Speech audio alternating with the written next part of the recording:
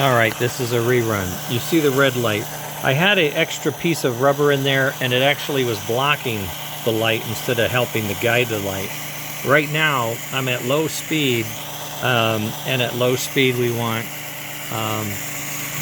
the idle. Now, as I speed up, the idle circuit is now shut off. The idle circuit is shut off. You see that? So now I'm going to go over to the blue, which is the power line. And when I hook up, it should fire. And it is. It's on. So now, at higher speeds, I will have the power circuit. And let's see at where does it drop? That's at 70, 60.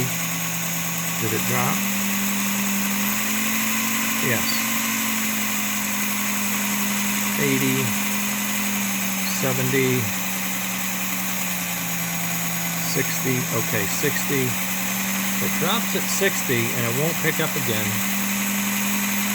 until 80, 90, 85, 90. So at 85 or 90, for this test, until I can get more power up, that's all I'm doing now, is just making sure the circuit does what it's supposed to logically. So right now, I have a functional relay at 80 miles an hour. When the motor's running, it's doing what it's supposed to do. When the motor's not running, it should be to idle, and idle is on. All right.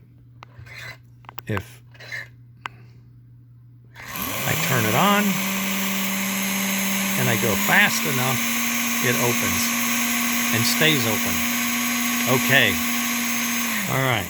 We did it. I just wanted to tell you guys, I know the previous video wasn't very exciting, but this is it. Okay. So I have a way to do the solenoid, even though it's a high-powered solenoid. Now what I need is like a 5-volt solenoid. Now we'll be golden. And there are out there. Robert's given me a list to go look for, but ordering and waiting, I just don't have the patience for that.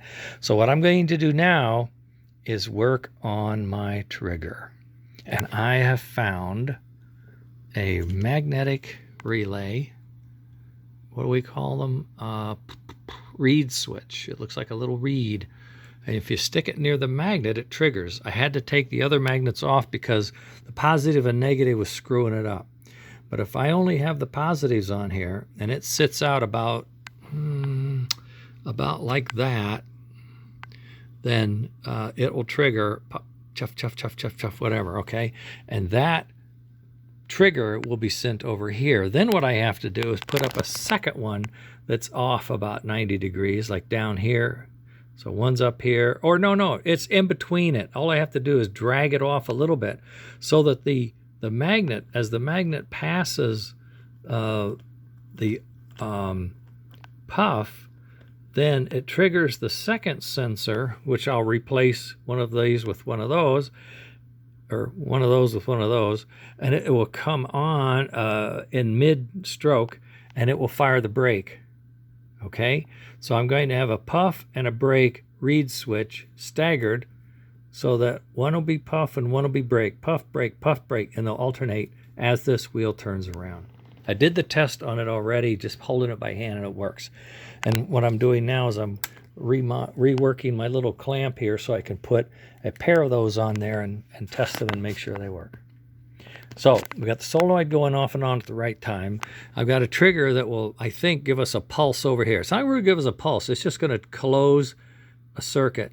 It's going to send power to a circuit. It's going to take 5 volts, send it to a circuit.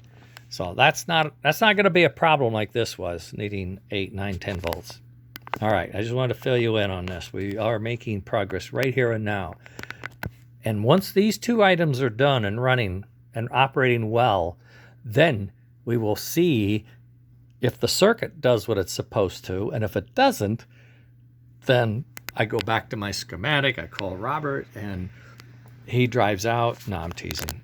He's in Missouri. Anyway, we'll figure it out. We'll get on the horn and figure it out. We are there. I know it. It's 10 after 4. I've got an hour and 20 minutes. Come on.